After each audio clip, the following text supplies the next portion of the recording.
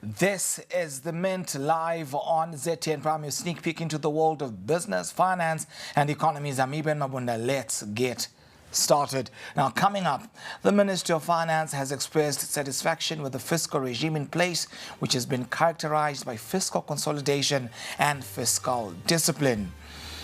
Victoria Falls Stock Exchange listed property firm Westprop yesterday broke ground for its new Radisson Hotel Apartments project in the capital city Harare, adding to its growing portfolio of premium properties.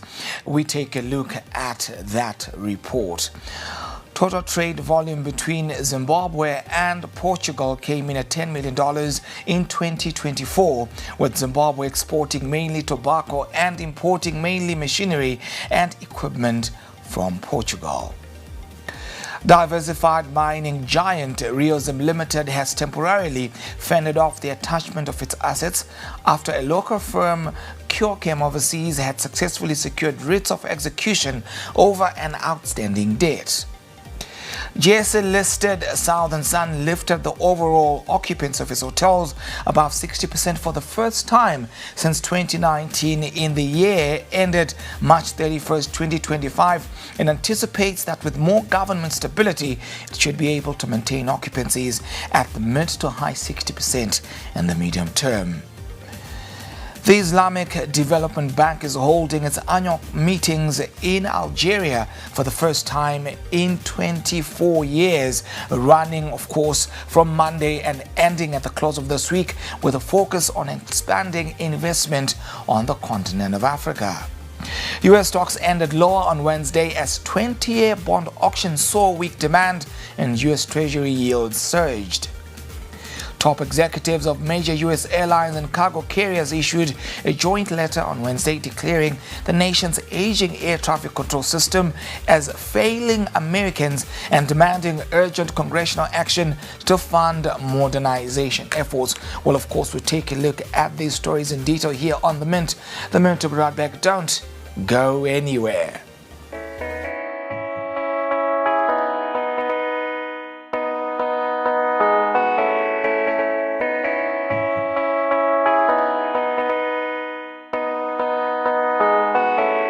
Monetary policy towards the country's macroeconomic stability.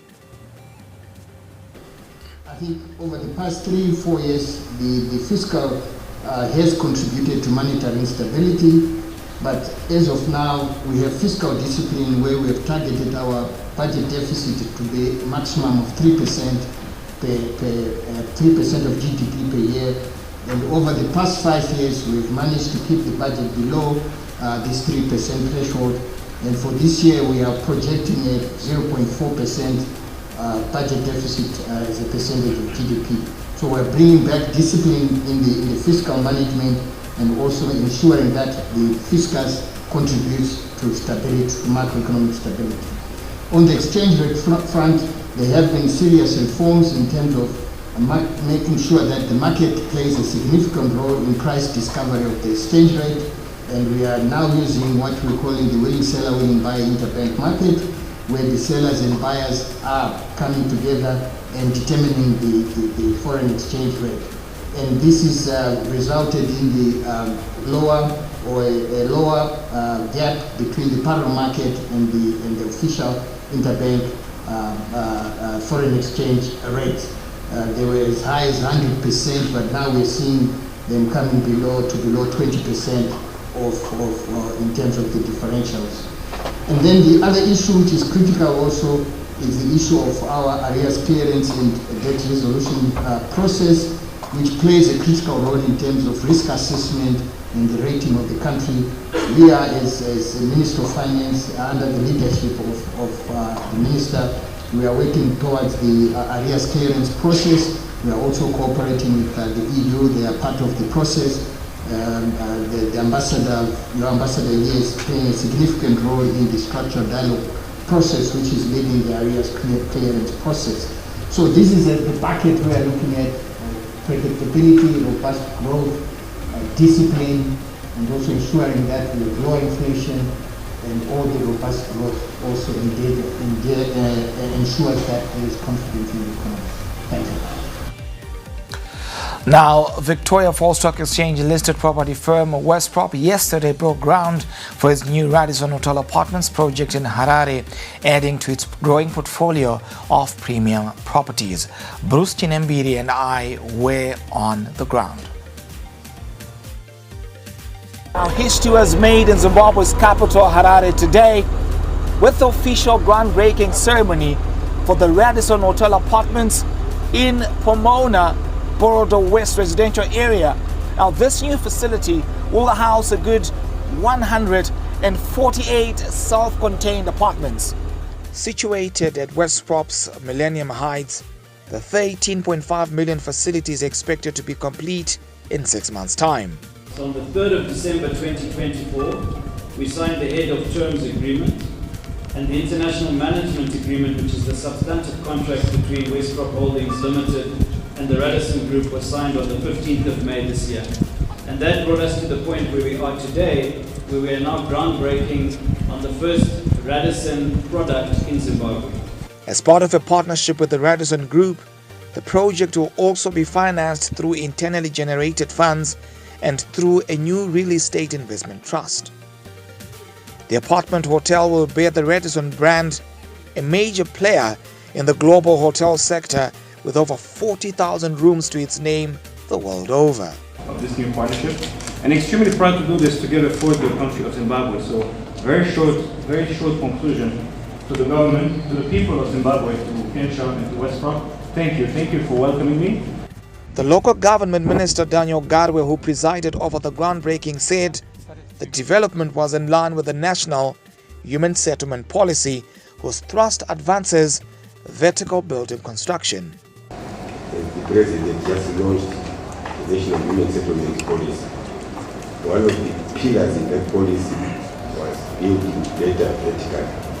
It's a great honor to be guest of honor on this great day, where one of the most modern hotels are going to be constructed.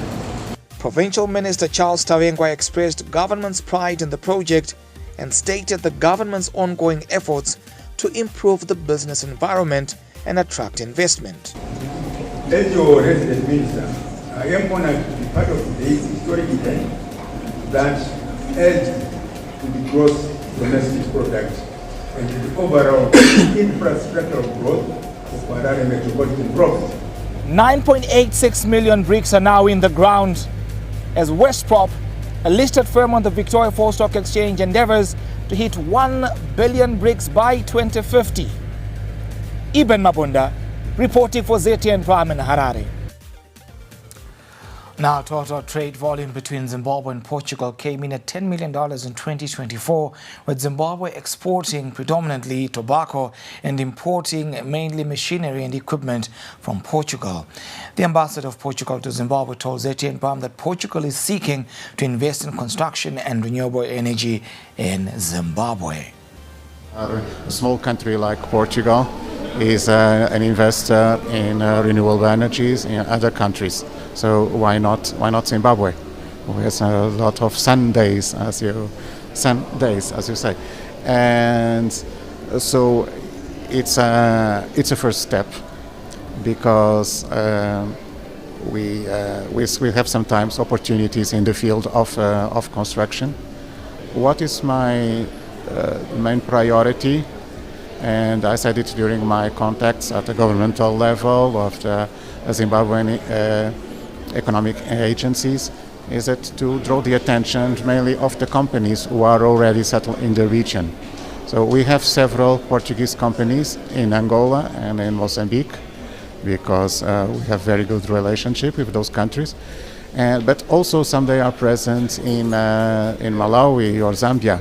So why not come here?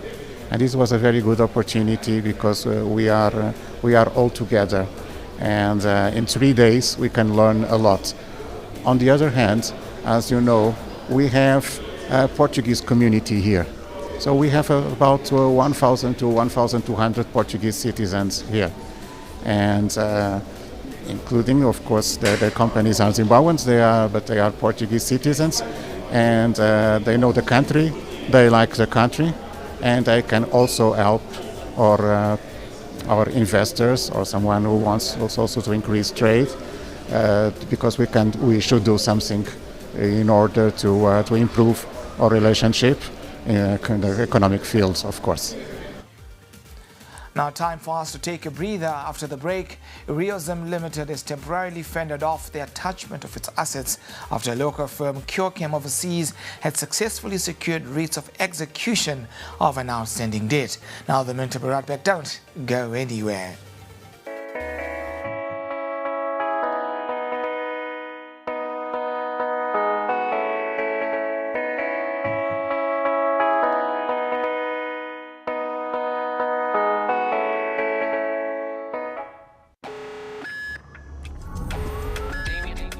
Warm up, get cozy, and shake off the winter chill with ZTN Prime's sizzling new shows.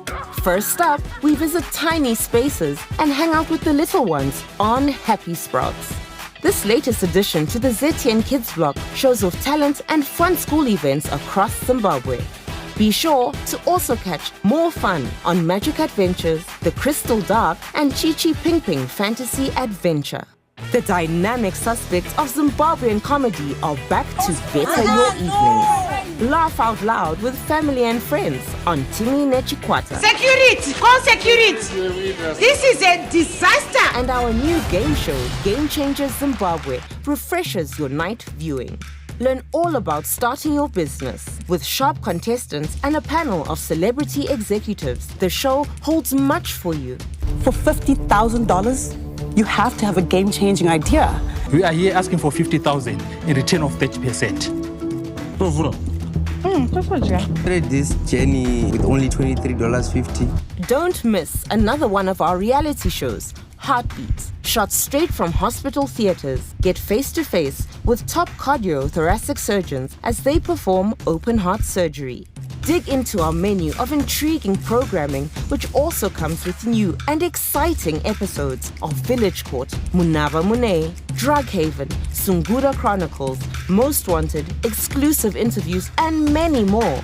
Come along, grab a hot cuppa and enjoy ZTN Prime's new season programming.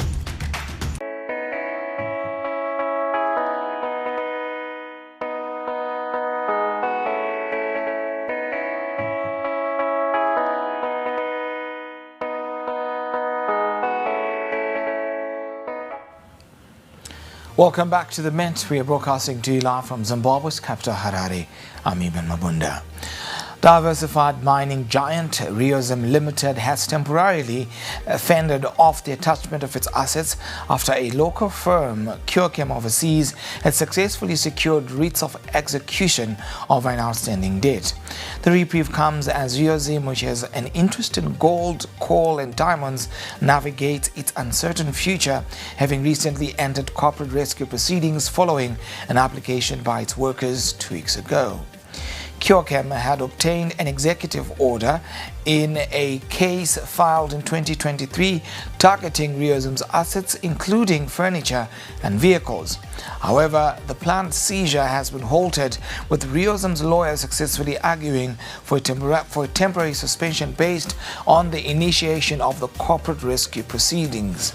While the formal court order for corporate rescue has not yet been officially granted, legal provisions in Zimbabwe deem a company to be under corporate rescue once the application is filed. This crucial legal step aims to protect the company's assets from being stripped by shareholders or management during the often lengthy court process that precedes the granting or rejection of the application. Reference is made to the above matter and the writ of execution served on our client Reosm on the 15th of May 2025. Of course, that's a statement by Reosm's lawyers, Coughlin and Welsh, and guest in their communication to Boko TG legal practitioners. And of course, this remains a case that we will be keeping tabs on just to ensure that you're finished with the latest on that Zimbabwe Stock Exchange listed company. Well, of course, what we do know is that Reosm has for a good number of years been swimming in losses, and now we are seeing seeing these legal proceedings that are ensuing. And of course, that intervention there, as I said, we'll be giving you the latest on that particular development. We move to Johannesburg, where JSE-listed Southern Sun lifted the overall occupancy of its hotels above 60% for the first time since 2019 in the year to March 31, 2025, and anticipates that with more government stability, it should be able to maintain occupancies at the mid to high 60% in the medium term. The group achieved an overall occupancy for its hotels of 60.8% in the year compared to 63% in 2019. Marcel von Alok, Group Chief Executive of Southern Sun, South Africa's biggest hotel owner and operator, said on Wednesday that it's been so long since the group's hotels achieved an occupancy of 60% and that they did not believe they could achieve it anymore. Of course, some words of reassurance coming from the chief executive. He further also alluded to the fact that with a little bit of government stability, if the central bank can just release the throttle a little bit on the economy and stop strangling the consumer to such an extent with the high interest rates, if they could basically have people not stuffed up too much and affecting the demand, there would be a positive impact on the overall economy, which would positively impact the progression of things where the tourism sector is concerned. Now, Home Affairs has also been increasing visa restrictions, which of course the firm is advocating that be lifted. Now, the Islamic Development Bank is holding its annual meetings in Algeria for the first time in 24 years from Monday to Thursday, with a focus on expanding investment in Africa. The Saudi-based bank's annual meeting brought to the Algerian capital, Algiers, investors from across the Muslim world looking for business opportunities in the region. Pursuing its sustainable development goals, Algeria announced dedicating 1 million hectares of land to its south to foreign investment in agriculture. Omar Rikache, Director General of the Algerian Investment Promotion Agency, said food processing and food industries are also within their priorities. Processing and food industries are also within our priorities. Another sector that has shown great demand for is renewable energy. We are proceeding to give major investment opportunities in this field. Tourism is an industry that is very promising. It is a foreign currency generator with a massive added value. The ISDB and Algeria together are eyeing to boost intra-African trade through investing in infrastructure required to enhance continental connectivity. Sofiane Mazari, head of Islamic Finance Division at Algerian Popular Loan, said they are working on logistics to intensify all that is related to aviation and maritime transportation. We're working on logistics to intensify all that is related to aviation and maritime transportation. We even have major projects underway to expand the local Algeria rail network and also possibly connect it to rail networks in neighboring countries. Another major project is a road that will connect the Mediterranean. The Islamic Development Bank is made up of the 57 member states forming the Organization of Islamic Cooperation, 20 countries of which are African, thus making the continent's development essential for the bank's mission.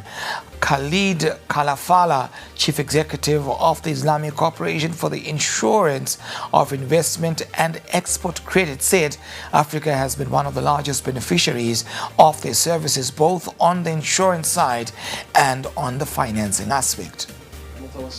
Africa has been one of the largest beneficiaries of our services, both on the insurance side, on the financing side, and we see still huge potential to support this area because the demand, as you know, in Africa is huge for especially infrastructure that connect intra-African countries, which is still a big challenge, and this is key for any investment to come to any African countries. $1 billion worth of agreements were signed during the meeting, which involve a wide scope of developmental projects from agriculture in, of course, the Gambia to flood dams in Oman. Time to take another breather after the break. U.S. stocks ended low on Wednesday as 20-year bond auction saw weak demand and U.S. Treasury yields surged. The Mentor right back, don't go anywhere.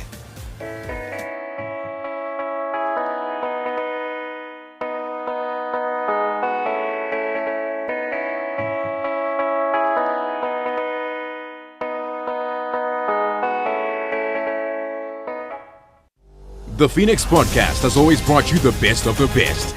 I missed on that blessing, but I also regained it in some way. In seasons 1 and 2, we introduced you to the industry's brightest stars, the ones at the top of their game, the creme de la creme. But season 3 promises to be even more exciting. We're bringing you even more fascinating guests, including the renowned farmer, Patrick Matadi.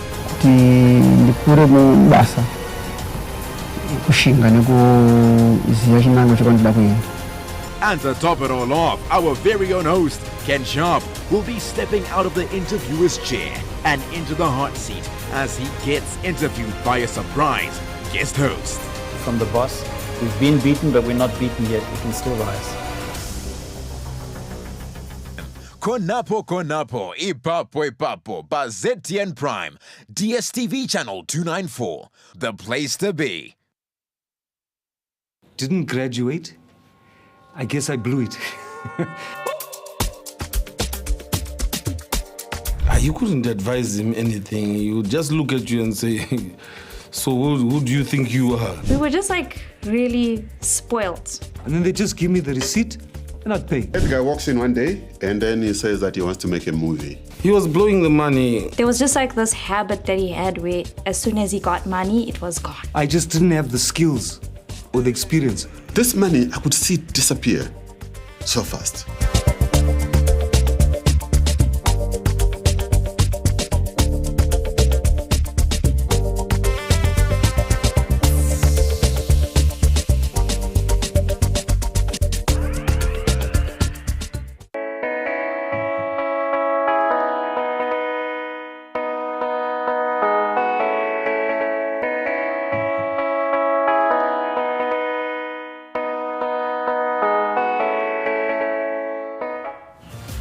Welcome back to The Mint. We're broadcasting to you live from Zimbabwe's capital, Harare.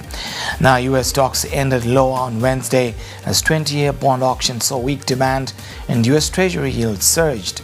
The Dow Jones Industrial Average dropped 816.8 points or 1.91% to 41,860.44 points. The S&P 500 fell 95.85 points or 1.6% to close at 5,844.61 points, while the Nasdaq Composite lost 270.07 points or 1.41%, ending at 18,872.64 points, its first negative day in 3. 10 of the 11 major S&P 500 sectors closed in negative territory. Real estate and healthcare led the declines, falling 2.63% and 2.37% respectively. Communication services was the only sector to post a gain, rising 0.67%. The downturn came as U.S. Treasury yields climbed, with the 10-year yield nearing 4.6% and the 30-year yield rising above 5%. Yields spiked further after the U.S. government's $16 billion auction of 20-year bonds received weaker than expected demand, resulting in a higher yield than markets had anticipated. Meanwhile, investors kept a close eye on developments in Washington, D.C., where debate continues over U.S. President Donald Trump's tax and spending bill. The proposed legislation would extend existing tax cuts and introduce new ones, but is projected to add roughly $3 trillion to the federal deficit over the next decade. The bond-driven pressure on equities was compounded by disappointing earnings reports from major retailers. Target dropped 5.2% after slashing its annual forecast, citing reduced consumer spending and lower confidence. Lowe's lost 1.68% after reaffirming its guidance, and TJX fell 2.89% after maintaining its outlook, assuming tariffs with China remain unchanged. Top executives of major U.S. airlines and cargo carriers issued a joint letter on Wednesday declaring the nation's aging air traffic control system as failing and demanding urgent congressional action to fund modernization efforts. The appeal was signed by chief executives of American Airlines, United Airlines, Delta Airlines, Southwest Airlines, JetBlue Airways, Alaska Airlines, Atlas Air, FedEx, and the UPS. They warned that Federal Aviation Administration, the FAA, technology has become wildly out of date, calling for immediate actions as the busy summer travel season approaches. U.S. air traffic control systems, aging infrastructure, and staff shortages have drawn sustained public concern this year. In January, a mid-air collision occurred between a military helicopter and passenger plane near Washington, D.C., killing 67 people. Since April 28, repeated equipment failures at Newark Liberty International Airport, one of America's busiest hubs, have caused massive delays, forcing temporary flight restrictions. Now, U.S. Transportation Secretary Sean Duffy revealed a multi-billion-dollar modernization plan on May 8, noting the current system still relies on 1970s era radar technology. The airline CEO's letter explicitly supports this funding request, emphasizing that continued underinvestment jeopardizes both safety and operational efficiency. Well, that's a wrap on The Mint today. Do follow us on our social media handles as In Papers TV Network, as well as at ZTN Prime. Your views and your thoughts are important to us. Remember to catch us every weekday at 2 p.m. Central African Time for the juiciest business stories in Zimbabwe, on the continent, as well as beyond. I'm Eben Mabunda, the money man. Let them do what they do. When we do what we do, we mean business. Thank you for watching and have a good day.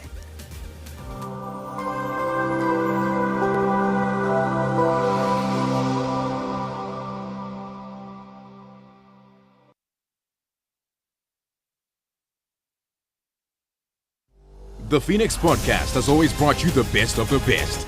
I missed on that blessing, but I also regained it in some way. In seasons 1 and 2, we introduced you to the industry's brightest stars, the ones at the top of their game, the creme de la creme. But season 3 promises to be even more exciting. We're bringing you even more fascinating guests, including the renowned farmer, Patrick Matadi.